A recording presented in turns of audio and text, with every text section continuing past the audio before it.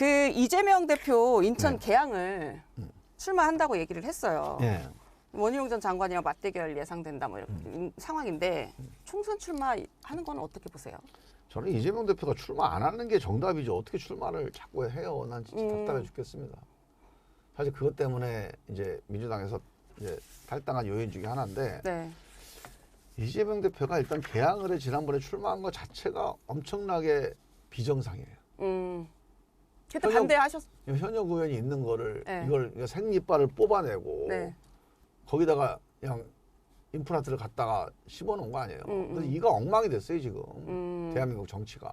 민주당만 엉망된 게 아니고 이제 정치에서 기본적으로 금도라는 게 없어지고 뭐 민심이라는 것도 없어지고 뭐 선거 끝나면 뭐 기본적으로 겸손하게 좀 겸허하게 민심의 소리를 경청하고 이런 모든 룰이 없어진 겁니다. 그래서 한국 정치가 완전히 엉망이 돼버렸어요. 근데 저는 이재명 대표가 지금 재판을 많이 받고 있잖아요. 네. 한 대여섯 개 재판을 받고 있는데 적어도 이렇게까지 기소가 됐는데 이게 사적인 뭐 의혹이다. 그래서 사법적으로 유죄 가능성이 있다. 그럼 공천을 안 하는 게 정상이에요. 그게 지금까지 민주당 역사였어요.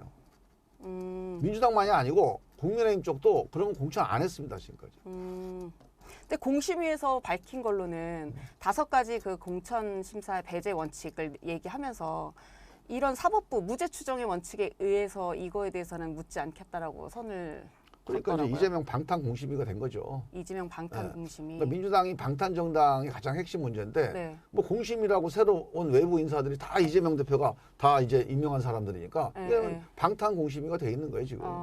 어떻게 그렇게 얘기를 합니까?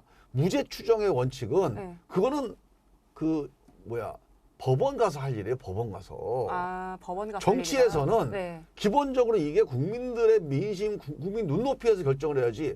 우리가 사법부입니까 이게? 너 징역 가라, 너 재산 벌금 내라. 이게 무죄 추정의 원칙이 적용돼야 되는 기준이에요. 이 사람의 신체 자유를 구성한다거나 사유재산을 침해한다거나 이거는 무죄가 추정되는 대법원 확정 판결 전까지는 하면 안 되는 일이에요. 그거는. 그 맞는 거 아닙니까? 근데 이 사람이 미안해야 한다거나 이 사람이 뭔가 사회적으로 책임져야 된다거나 예를 들어서 자 어떤 저 뭐야 그 뭐 수술 잘못으로 기소가 됐어요.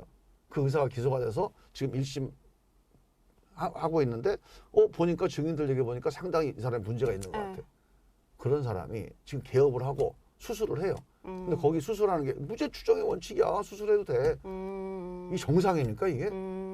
아니 어떻게 이런 정치를 나는 그분이 무슨 정치학자 아닙니까? 판사가 아니에요 그분은.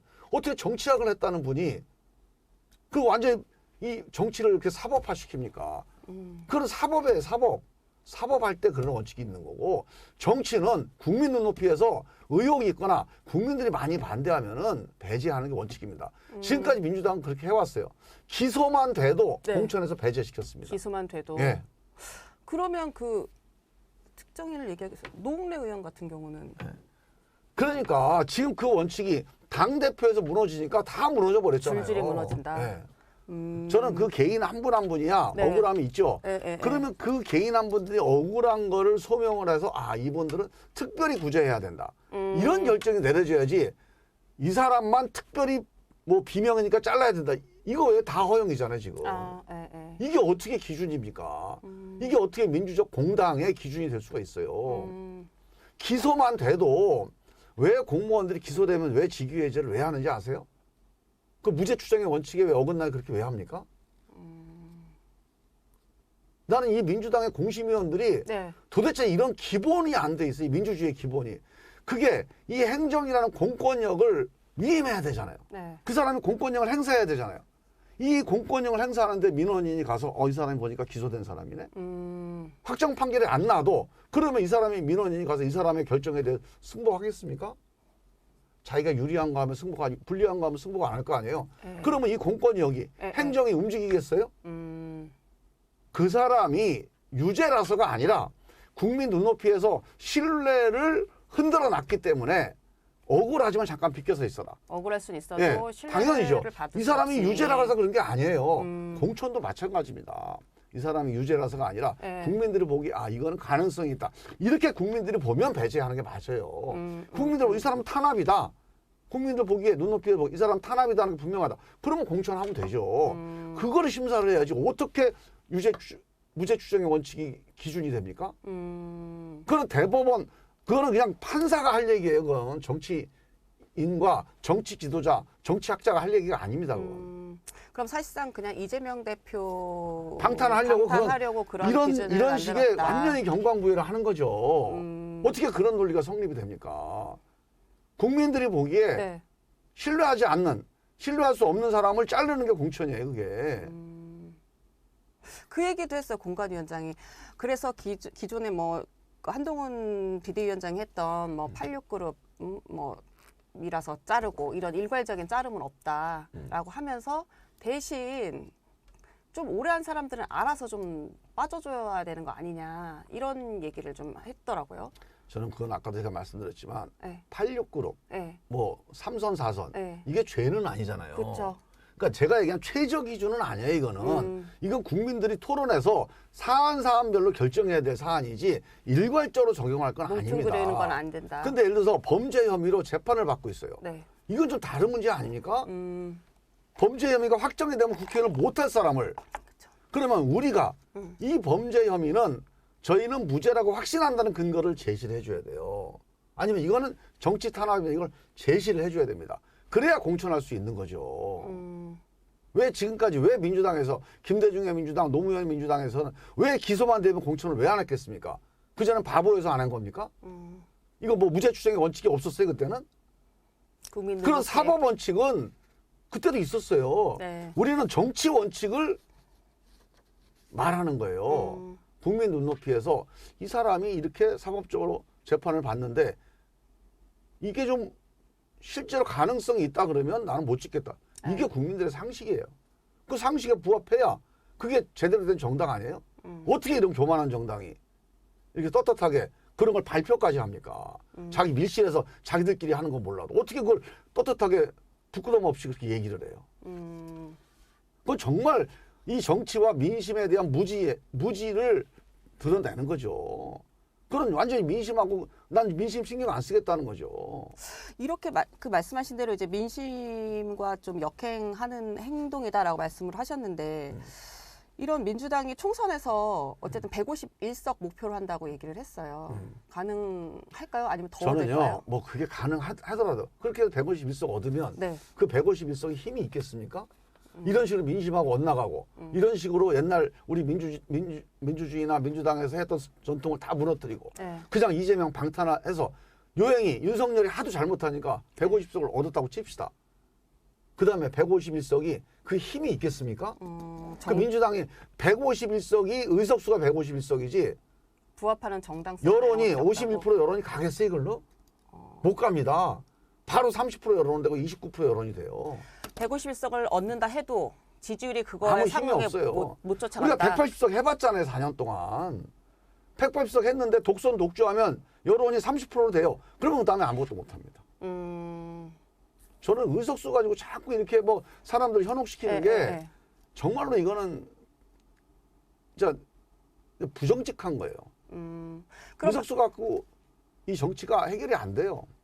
그럼 말씀하신 대로면 의석을 151석을 더 갖든 그 정도를 더 뭐 덜 갖든 민주당이 지금 갖고 있는 어떤 그 이재명 사당화 방탄 정치 그만두지 않으면 민주당은 이대로 그냥 저 수명을 다하게 될 거다. 수명을 다한다. 국민들이 이걸 놔두지 않아요. 그러니까 윤석열이 지금 하도 못하니까 네. 1번 지금 이제 심판 대상 1번 윤석열이죠. 그다음에 2번 이재명입니다. 이 방탄 정치를 누가 국민들이 이거를 허용을 합니까? 정말 교만한 거죠. 어떻게 공천 심사 과정에서 이재명 방탄 기준 갖고 공천을 합니까? 그리고 이재명 쾌유 기원 서명 운동을 해요. 그러니까 그 말씀하셨더라고요. 그래서 어떻게 이런 정당이 전화를 어떻게 받으셨다고? 저는 진짜로 깜짝 놀랐어요. 그 얘기는 뭐 여러 명이 전화를 하신 거예요? 아니면은 아니 뭐 한 두 분이 전화를 했는데 네. 제가 이제 당 안에 있으니까 의총 가서 뭐라고 할 수도 없고 좀 너무 답답하고 네. 진짜 참담했어요. 쾌유를 기원하기 위해서 병문안 가면 돼요. 그냥 전화해서 기원하면 됩니다. 어떻게 공당의 당 조직을 가지고 서명을 합니까? 그거는 직선제 개헌할 때 뭐 전세 사기 피해자 무슨 뭐 피해 복구 서명운동 이런 걸 해야죠. 우리 청년 주택을 위해서 예산 30조 쓰자 이런 걸 갖고 서명운동을 해야 되지 않겠습니까? 우리 이태원 참사 특별법 하자 이런 걸 서명운동 해야죠. 아니 근데 그 서명을 좀 많이는 했나요? 모르겠어요. 그건 관심도 없고요. 그게 어떻게 많이 할 수 있겠습니까? 어떻게 제정신 갖고 있는 사람들이 그 서명을 공개적으로 누구한테 가서 받을 수 있겠어요? 그냥 자기들끼리 하는 거지. 그거가 가능한 게 이 민주당 문화라는 게 벌써 민주당이 우리가 알던 민주당이 아니라는 거예요. 마지막으로 이제 총선 한 80일 정도 남았잖아요. 네. 뭐 변동성이 크기는 해요. 하루아침에 뭐 주말 새에도 지금 이렇게 왔다 갔다 하고 막 뭐 여야 상황이 그런 걸 보면. 근데 어쨌든 제3지대 신당에서 이 정도는 좀 차지하면 우리가 유의미한 승리다라고 보시는. 그건 저희가 이제 이게 도상 훈련이 중요한 게 아니고 네. 민심을 봐야 돼요. 일단 숫자적으로 민심은 네. 국민의힘 30, 빨간당 30, 파란당 30, 그다음에 양쪽 다 싫다 30이에요. 네. 그러면 우리는 양쪽 다 싫은 분들을 결집해야 되니까 네. 우리가 잘하면 30이잖아요. 네. 그러면 1대1대1. 그러니까 백석 이렇게 네. 됩니다. 그럼 우리가 백석을 목표로 한번 해서 일당이 될 수도 있는 거죠. 네. 그게 이제 이게 민심이에요. 네. 그러니까 우리가 이 민심을 다 결집하면 우리가 일당이 되는 겁니다. 네. 이게 최대 목표고 네. 그다음에 우리가 좀 부족해서 이 네. 민심이 결집이 좀 덜 돼요. 그럼 30%가 안 되고 20%가 된다. 또는 15%가 된다. 그럼 거기에 따라서 뭐 50석이 된다. 20석이 된다.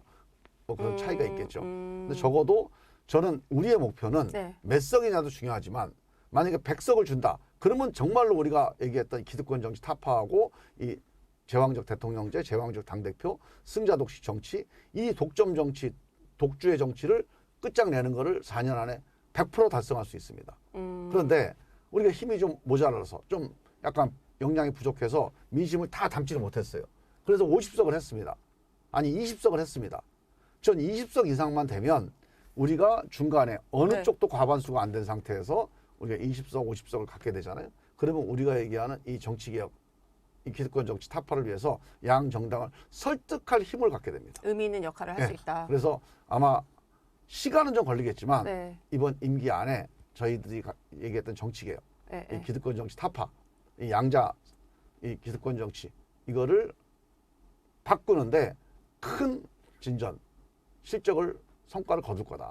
교섭단체는 그러면은 구성은 할 수 있다고 보시는 거예요? 당연히 해야죠. 저는 이제 교섭단체 이상은 당연히 해야 되고 네. 할 거고 50석이냐 100석이냐 이게 이제 우리의 목표죠. 네. 이낙연 전 대표는 50석 얘기하셨던데. 20% 우리가 지지율이 한 20% 이상 되면 50석 갈 수도 있고요. 그렇죠. 네. 그다음에 30% 이상 되면 100석 갈 수도 있습니다. 다당제로 가야 한다고 지금 주장을 하시는 거잖아요. 그래서 유의미한 이제 역할을 좀 하시겠다는 건데 앞서도 저희가 이제 그 제3지대 정당들이 있었단 말이에요. 그런데 이번 올 22대 총선을 앞두고 의원님 계신 미래대 연합을 포함한 제3지대는 기존의 제3지대 정당과는 좀 다르다. 이게 다르다. 이거 하나 좀 말씀해 주시고 그래서 좀 지지를 호소하신다면 마지막으로 한 말씀. 가장 큰 거는요. 네. 그전에 제3지대는 다 개인 중심의 정당이었어요. 우리도 이준석 신당, 이낙연 신당 개인 정당으로 가면 네. 그전에 김종필, 정주영, 네. 안철수 이런 개인 중심 정당하고 다를 바가 없습니다. 그래서 저는 그거는 한계가 있다. 네. 그래서 이걸 뛰어넘어야 된다. 그런 점에서 이건 우리한테 이제 숙제죠. 이준석, 이낙연 개인 중심 정당으로 갈 거냐? 네. 아니면 정말 민심 중심 정당으로 갈 거냐? 이 비전과 민심 중심으로 가면 저는 민심이 또 움직일 거다. 이 점에서 좀 차이가 있고요. 또 하나는 그 전에는 그 제3정당이 어떠냐와 관계없이 네. 그러니까 그 전에 제3정당은 비전이 좀 별로 없었어요. 지역을 정주영 기반으로 찍자, 김종필 찍자, 안철수 찍자 이 개인적. 그러면 처음에는 그 동력이 좀 붙어요. 네. 나중에 너 차이가 뭔데? 너는 뭐가 다른데? 별로 다른 것도 없네.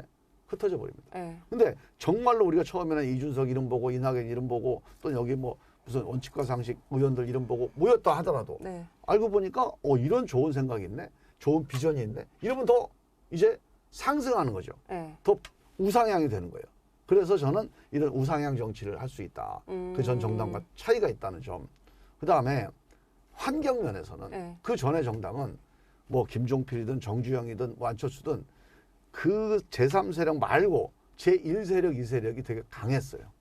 강고했습니다. 예. 지금은 뭐 지지율은 좀 나오는 것처럼 보이지만 민심은 양쪽이 최악입니다. 윤석열 정치? 아유, 아니라고 그래요. 이재명 정치? 이게 또 대안 아니라고 그래요. 이 양쪽의 구심력이 어느 때보다 저는 약하다고 봅니다. 단 한 가지. 윤석열 심판에 대한 민심만 강해요. 이거를 민주당이 약간은 좀 사람들을 뭐 이렇게 이제 먼저 끌어모은 거예요.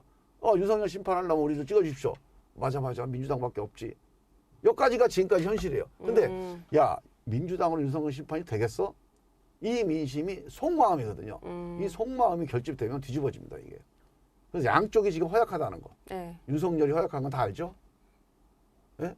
이재명 정치도 엄청 허약합니다. 이재명 정치가 대안이냐고 물어보면요. 30% 지지하고 60%가 아니라고 그래요. 똑같아요, 윤석열 정치도. 윤석열이 대안이냐? 30% 지지, 35% 지지, 그 다음에 60%가 반대.